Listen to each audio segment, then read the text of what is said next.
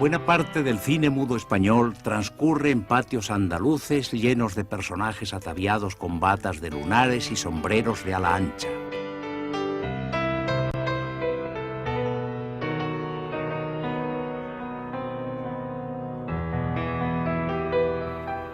Para competir con las películas de importación, nuestra incipiente industria hizo lo único que el cine extranjero no podía hacer: retratar tipos y paisajes españoles.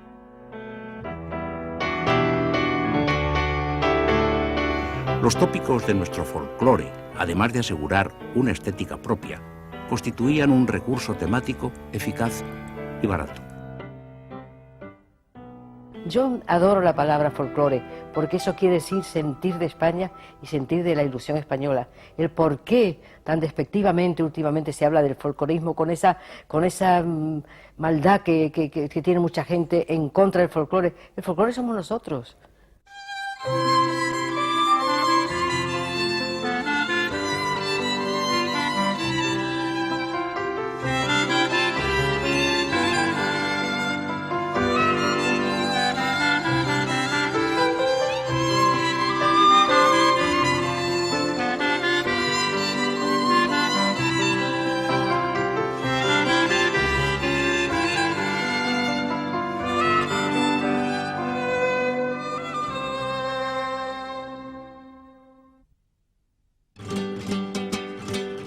Retratar el vistoso folclore español es una de las más antiguas tentaciones estéticas sentidas por el cine en nuestro país.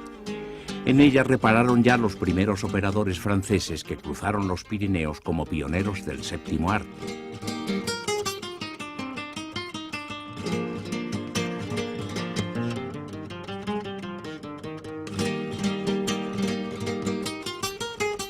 Estas imágenes de una malagueña y un torero bailando al son de palmas y guitarras en un patio andaluz con sus fotogramas coloreados a mano serían precursoras de un género tan denostado como popular, la españolada. Un género que nuestro modesto cine no tardaría en desarrollar llenando las pantallas de gitanas y bandidos, de toreros y bailaoras como protagonistas arquetípicos de comedias imposibles y melodramas pasionales siempre saldados a navajazos.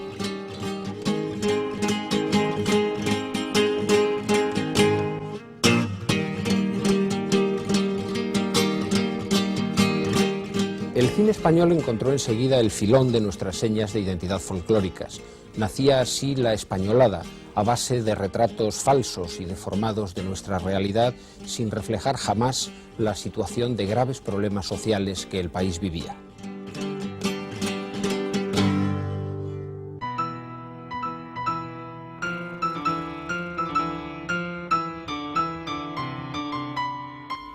Las películas de niños que ambicionan ser toreros o de matadores de éxito que fracasan en amores se repetirían hasta la saciedad en un cine que hizo del mundo taurino uno de sus temas favoritos.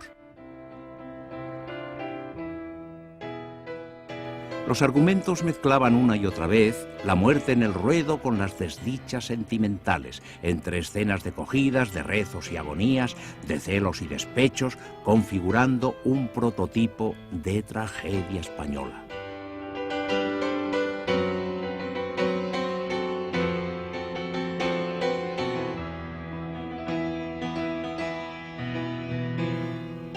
Pero también el cine de humor recurrió a los toros y llegamos a ver a Charlot asistiendo a una corrida, al Charlot de imitación que interpretaba Benito Perojo en su personaje de Peladilla.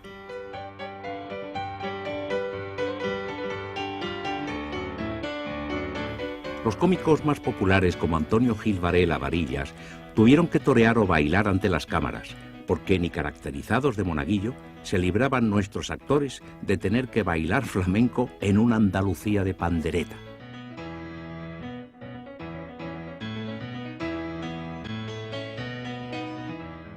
Por temperamento el andaluz canta y baila. Le pasa también como a los gitanos, pero que no es eso el andaluz, toda la Andalucía eso, que Andalucía no es eso todo, que Andalucía tiene muchas penas y muchas miserias y que se ha dejado atrás muchas miserias. Una visión del mundo igualmente falsa y colorista nos llegaría desde Hollywood, aunque mucho más sofisticada y, sobre todo, con una técnica cinematográfica más depurada y unos recursos de producción mucho mayores. El cine norteamericano comenzaba ya a imponer sus métodos narrativos y sus gustos temáticos, planteando un doble desafío artístico y comercial que el cine español no podía afrontar carente de las estructuras económicas necesarias.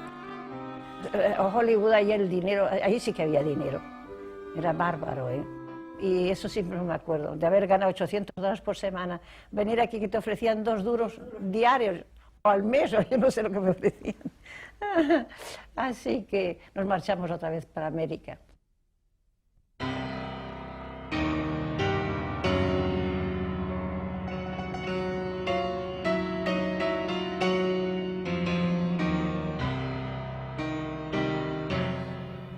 Las películas de gran espectáculo, realizadas con derroche de medios en decorados gigantescos y con miles de extras, procedían también de países europeos con pujantes industrias que rivalizaron con Hollywood hasta que la Guerra Mundial favoreció la primacía americana. Así, de los estudios italianos salieron superproducciones como esta, Caviria, cuyos efectos especiales y fotografía se deben al español Segundo de Chomón, que encontró en Francia e Italia los cauces a su talento que el cine español no podía brindarle.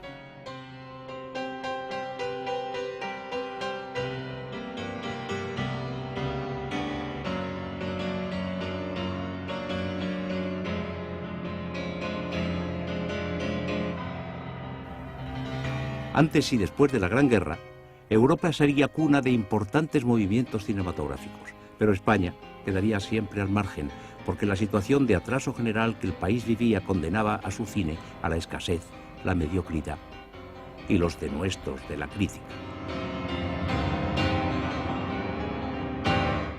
En la época en que a nosotros nos daban palos, no le daban palos a la industria automóvil, que eran un cacharro que iba armando mucho ruido y hacía 30 por hora, ni a los ferrocarriles, que eran denigrantes los ferrocarriles, ni a ninguna industria.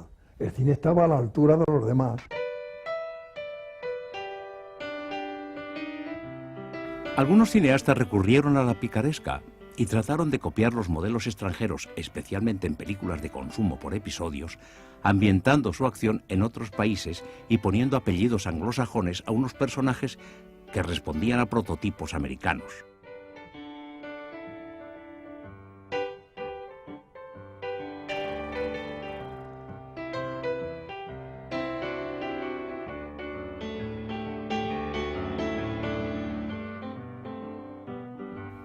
Así, se llegaría a extremos tan chocantes como situar una trama policíaca en una Inglaterra con paisajes poblados de palmeras y automóviles matriculados en Teruel.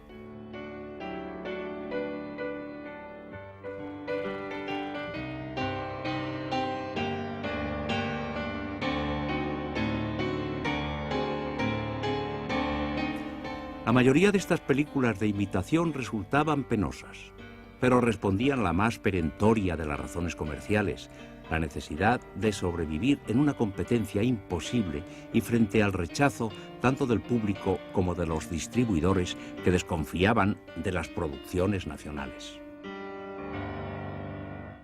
La gente decía, no, esta película no la quiero ver porque es española, y que los empresarios, y esto lo he sabido después, no, los distribuidores y los exhibidores decían, si es española, no la quiero comprar.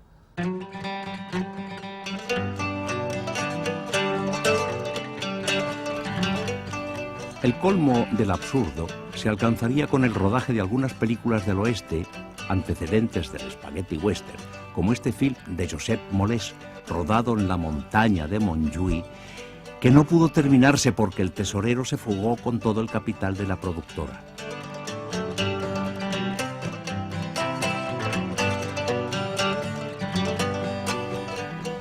Estos esfuerzos miméticos llegarían incluso a la falsificación con otra película del oeste de la que solo se conservan fotografías.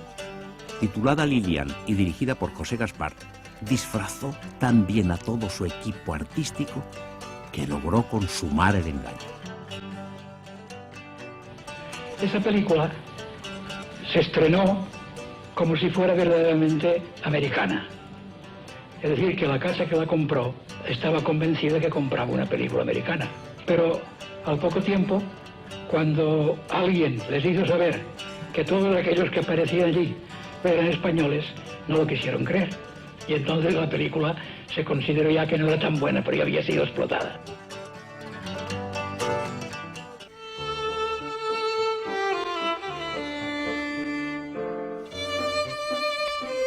Finalmente, la única baza a jugar con garantías de cierto éxito para nuestra cinematografía estaría en lo autóctono, y el cine español tuvo que apostar por las españoladas.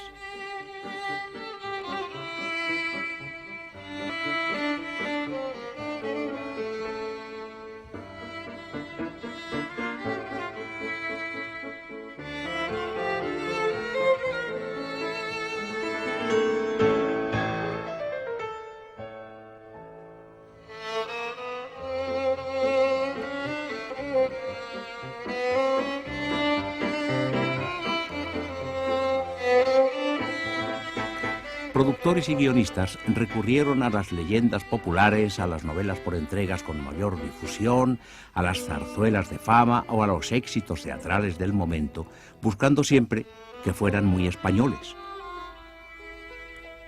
Nuestro cine necesitaba crear un género popular propio, y lo hizo a base de tópicos, huyendo de cualquier visión crítica de la realidad y reflejando los patrones morales conservadores impuestos sobre una sociedad en crisis.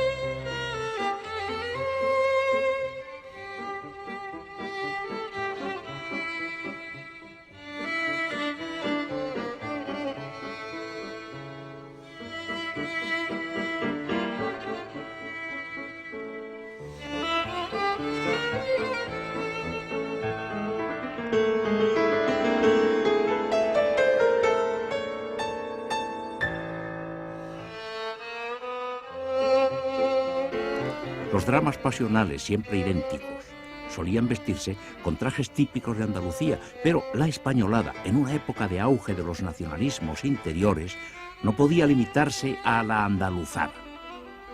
Nuestro cine buscó raíces en las peculiaridades de cada región, haciéndose localista y provinciano.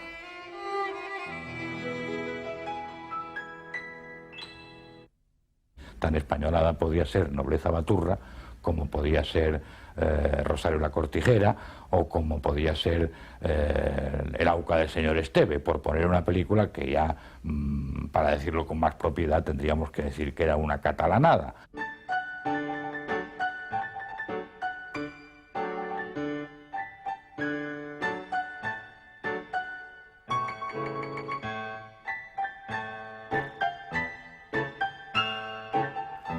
Cumplir las leyes del tópico significaba que las madrileñadas tuvieran como protagonistas a modistillas casaderas, siempre asediadas por un ricachón de edad avanzada. Siguiendo unas pautas entre Arniches y el género chico, estas películas se ambientaban forzosamente en una verbena.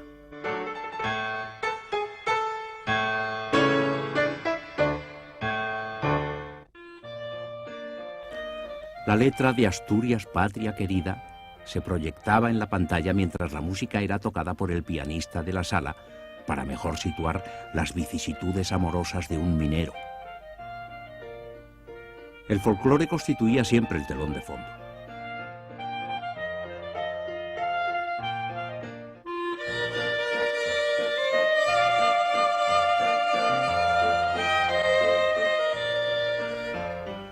Los verdes paisajes de Galicia se retrataban con el pretexto de enmarcar melodramas rurales.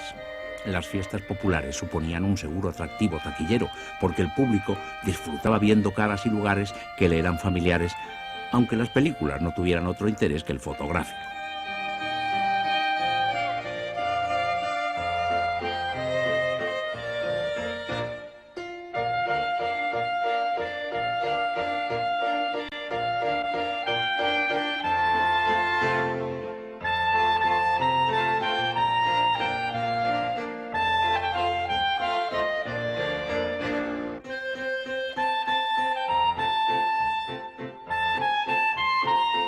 Las costumbres locales y el tipismo, las creencias y obsesiones religiosas eran parte de las señas de identidad de los espectadores, aunque a veces se llegase a la caricatura y al ridículo, como en los chistes de Baturros.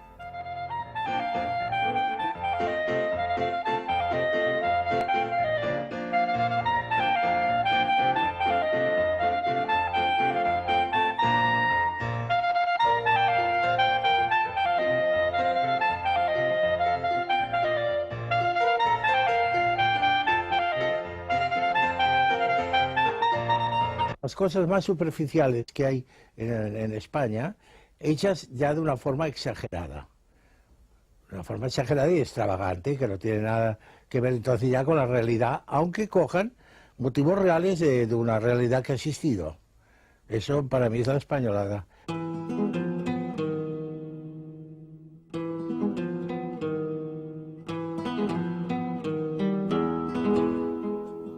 Sin embargo, las españoladas fueron prácticamente las únicas películas que nuestro cine mudo consiguió exportar a otros países. Esa realidad falseada resultaba atractiva por exótica, y los dramas desmesurados, a base de toreros o bandidos, encontraban posibilidades de mercado más allá de nuestras fronteras. Incluso algunas películas como Curro Vargas se conservan gracias a versiones tituladas en inglés, mientras todas las copias españolas han desaparecido. Ahora, el tradicional abrazo.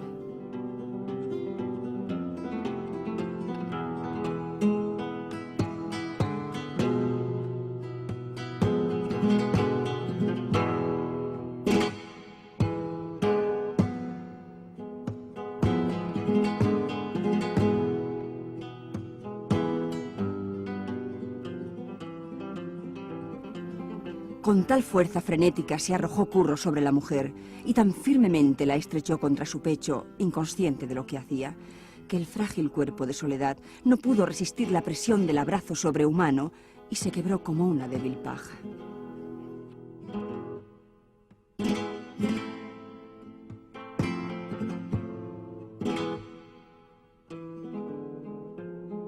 ¡Está estrangulando a mi hija!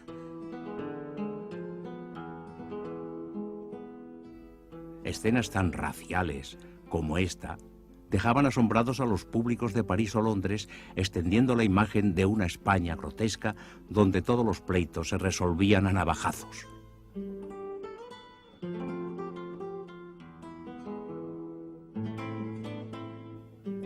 Y la temible dama de la guadaña, más fuerte y poderosa que el amor y la vida, unió aquellas dos almas que la fatalidad siempre había separado. ¡Qué mundo! ¡Qué mundo! ¡Qué mundo! En fin.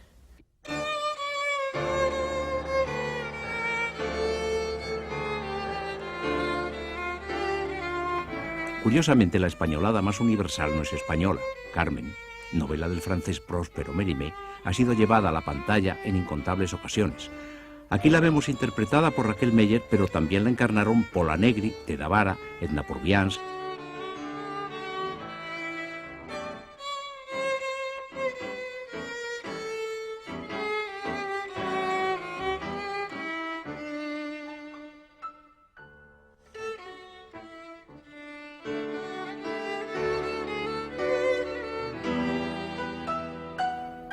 Carmen, la cigarrera libertina, es más que un prototipo, un mito español de cultura ajena y un modelo de españolada extranjera tan falsa como cualquiera de las nuestras. Era la idea que ellos tenían de España, no era la España de verdad. Y gustaban, pero gustaban porque era una cosa muy distinta y de un país que no era muy conocido entonces. Y eso les atraía.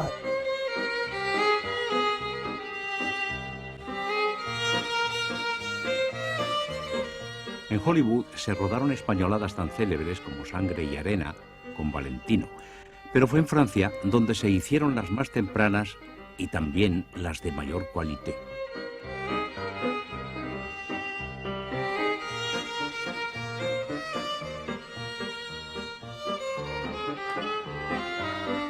Alguna de estas españoladas extranjeras resultaron películas espléndidas, explotando los tópicos con un cuidado en la producción que el cine español solo alcanzaría en raras ocasiones.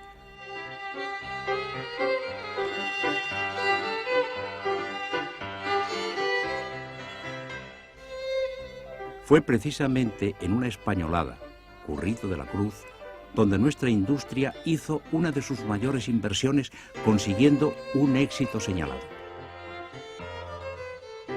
Currito de la Cruz se gastaron, creo que fueron 2 millones y pico, que en aquella época era dinero, era mucho dinero.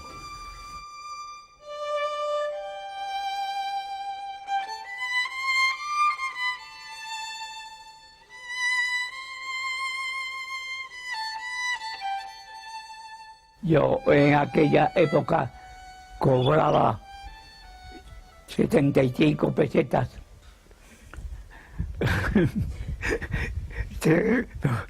No se ría usted.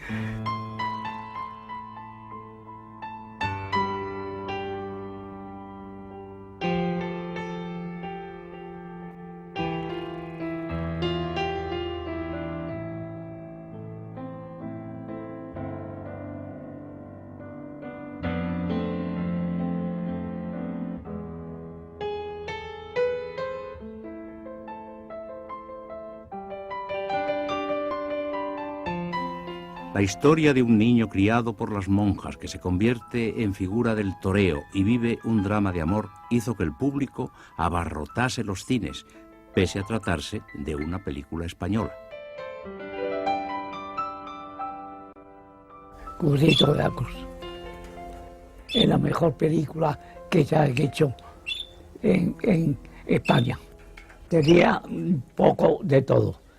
Era sentimental. Empezaron por ahí. Era un exponente de la alegría de España. Currito de la Cruz fue una de las películas más caras de su época, pero ello no le valió para disfrutar de un hueco en la historia por sus valores cinematográficos, aunque sí merezca, en cambio, un lugar destacado como catálogo de tipos y situaciones tópicos. No creo que haya que avergonzarse de las españoladas, de lo que se entiende por las españoladas, aunque realmente sí que hay dentro de este género multiforme muchas películas vergonzosas. Pero a fin de cuentas ha sido lo que el cine español ha aportado como autóctono, como defensa de una colonización cultural que ya empezó en tiempos muy anteriores al nuestro, y a partir de una atención a la realidad de la propia tierra española, era la única manera en que se podía hacer un cine propio. Siempre lejos de la realidad, eternamente trágico y optimista, el género español seguiría adelante produciendo numerosas obras, la mayor parte de las cuales se han perdido. Gitanas perversas y toreros sentimentales, cortijeros siempre alegres, bandidos generosos, militares heroicos y piadosos curas, novilleros prohijados por marquesas, mujeres seducidas que redimen su pecado con sangre, inocentes amigos del morapio y pícaros de taberna. La españolada mantendría su galería de personajes fijos, repitiendo incansablemente las mismas situaciones en una explotación creciente de los recursos autóctonos. Finalmente, el género alcanzará su apogeo con la llegada del sonoro, cuando el cine permita que el público escuche a los cantaores, además de contemplar a los bailaores.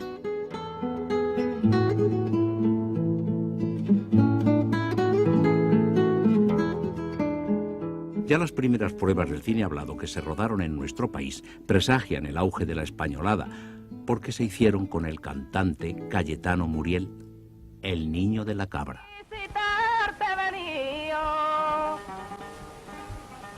Y hay virgencita de Araceli,